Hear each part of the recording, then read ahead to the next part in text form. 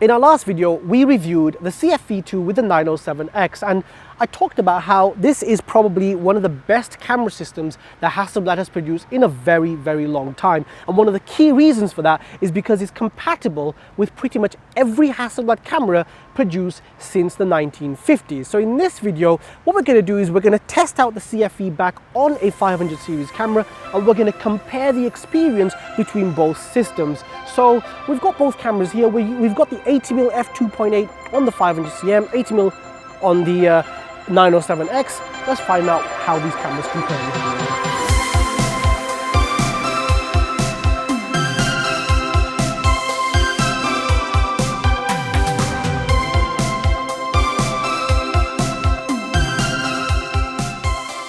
So first impressions shooting with the 500cm with the CFV back, it's the viewfinder. It's all about the viewfinder. This is just incredible. When you look through it, you've got this beautiful view of the world. It's bright, it's stunning, everything just looks, oh, it's so good. Every single person I've shown this viewfinder to has had a similar reaction. They love it. And it's a heck of a lot better than shooting with the screen on the back of the camera, because this in bright conditions, it's not that great. And when you look through here, everything just looks so much better. There are a couple of issues though with the viewfinder. First of all, this viewfinder has been designed for a 6x6 camera back, meaning that when you look through it, you've got a significantly wider field of view compared to what you're gonna receive when you actually take the shot, because the sensor in the back of this camera, or the sensor on this back, is relatively tiny in comparison to a 6x6 film back. I mean, the crop factors, I think it's like 0.7 times going from this to an actual 6x6 back. And that also means that composing, I've just taken a shot by accident, but that also means that when you're composing, it can be a little bit tricky. Trying to get the composition right is difficult. I mean, I guess you could put like some black tape or something to kind of cut off some of the areas, but it's just a bit of a hassle. And the other thing is, when you're kind of trying to find the composition, when you're moving left and right, because the image is flipped, it does take some getting used to. However, viewfinder in this camera is just incredible. It's the best viewfinder I've ever used from like so many cameras, and that really dominates the experience of shooting with this camera system.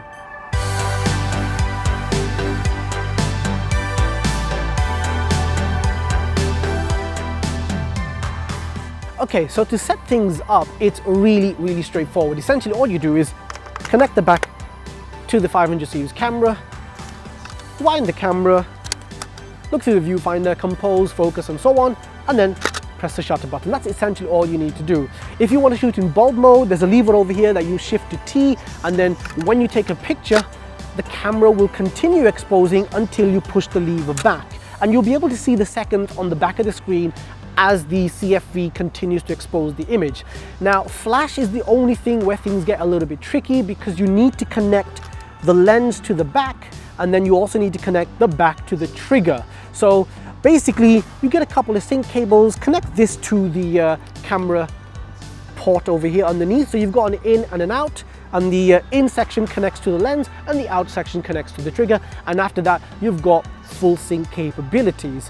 Obviously, this lens is only going to be able to sync up to the shutter speed that it is. It's not going to be the 2,000th of a second that many modern Hasselblad lenses have, but 500th of a second, you know, generally good enough. So setting up, using it, really straightforward, and just makes things a bit easier, really.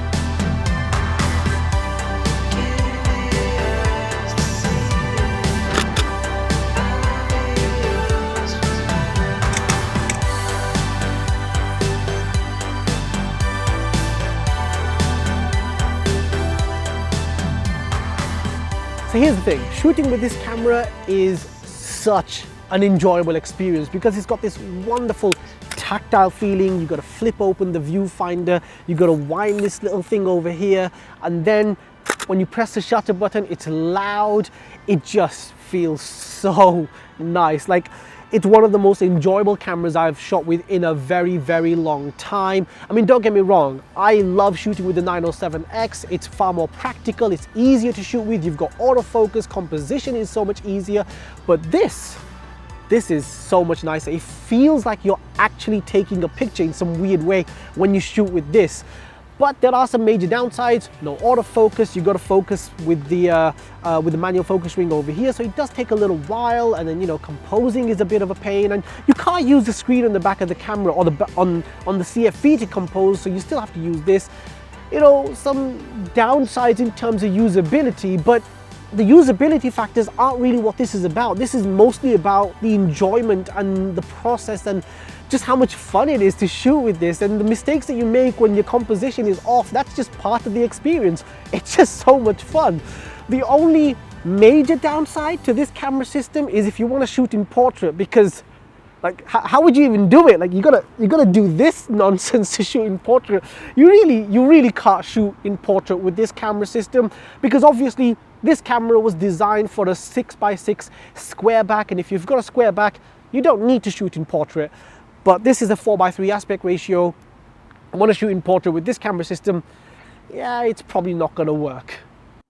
When it comes to image quality, obviously the more modern XCD lens is going to perform better when it comes to sharpness, detail and clarity. And I don't think that's going to come as a surprise to most people. Now, if I were to do a proper apples to apples comparison between these two systems, then ideally it would have been better had I've taken a few pictures on film with a proper 6x6 back. However, that's not what this video is really about. This is more of a video demonstrating what it's like to shoot with the CFV on the 500cm. But still, I'm going to show you some of the images side by side just to give you an idea of what the performance is like. So looking at this first image, this was taken with the 500cm, and one of the points I raised was that composition is a little bit tricky with that camera, because you know, when you're looking through the viewfinder, you have a much wider field of view, and then when you take a picture, you might notice that certain portions have been cut off, like over here where Annette's feet have been cut off, unfortunately. But you know, it's just one of those issues with this camera. You have to get used to it. Just step back a little bit further and then take your picture. In terms of focus, I did manage to get it correct on this one. And as you can see, the 80mm is actually pretty sharp. It does a good job in terms of picking up a good degree of detail. There's a little bit of a haziness where the in focus and out of focus points meet, and that chromatic aberration there. But it's still pretty good, especially considering how old this lens actually is compared to the XCD lens. And obviously the XCD lens just pops a little bit more. This was stopped down to f3.2, so you know, if I was shooting this wide open, then the difference would have been even more apparent in terms of the way the background blurs away. And you can see, you know, it's just the more clear and crisper image coming from the XCD lens.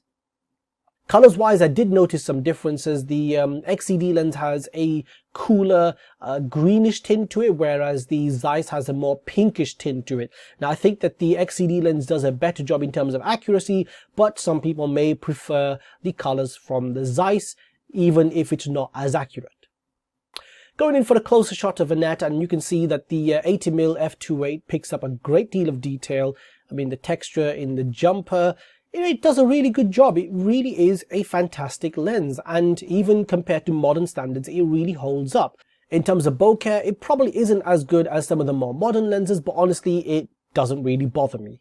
The last two pictures of Annette, I obviously missed focus on this one, but we're not going to be looking at the sharpness and detail. What I wanted to show you is the difference in color. Now, this is like late afternoon lighting, and the XCD lens is doing a much better job in terms of accuracy, and the Zeiss lens has that magenta pinkish shift to it. So, you know, it does come down to personal preferences.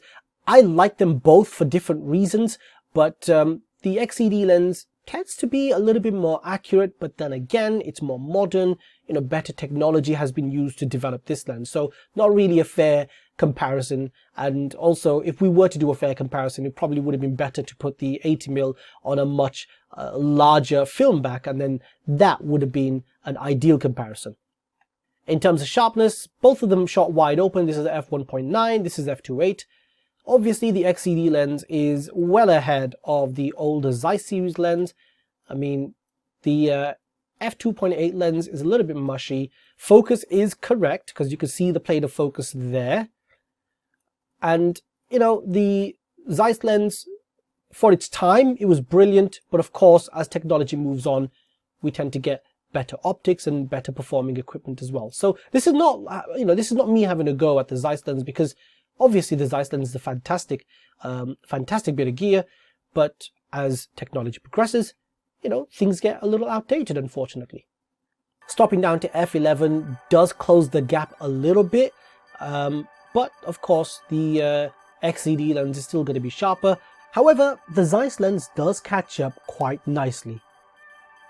So I think the biggest issue with this camera system is the sensor in the CFV. Now don't get me wrong, the sensor is a really nice sensor, it's just a little bit too small. It's not making full use of lenses like the 80mm f2.8, which are designed for much larger film backs like a 6x6, and on that kind of a film back, the equivalent of this would be something like a 45mm f1.5 lens as opposed to the 65mm f2.2 that you're getting with this digital back. So ideally, I think that Hasselblad should make a larger sensor version of this back. A 645 would be sufficient. They've already got those sensors available with the 100C. They could put that in here, and then all of those film era medium format lenses that were designed for those larger sensors and larger film backs would be far better, more effectively compatible with that kind of a sensor. But despite this, it's still a huge amount of fun. It's a great deal of fun shooting with this kind of a camera, and the CFV just it breathes new life into all of these older film era cameras. It just makes it such an enjoyable experience to shoot with. I love shooting with this camera. It's so much fun, and I think that people that buy these backs for their cameras, I think they're going to enjoy it as well. It's just an incredible amount of fun. So yeah, it's brilliant shooting with this. A few drawbacks, couple of major drawbacks, but other than that, it's an incredible experience. So I do highly recommend it. Anyway, just want to say thank you so much for watching our video. If you like this video, hit the like button, please subscribe, share this video, make sure you check out our store on the website as well, and I hope to see you guys in the next one. Thank you.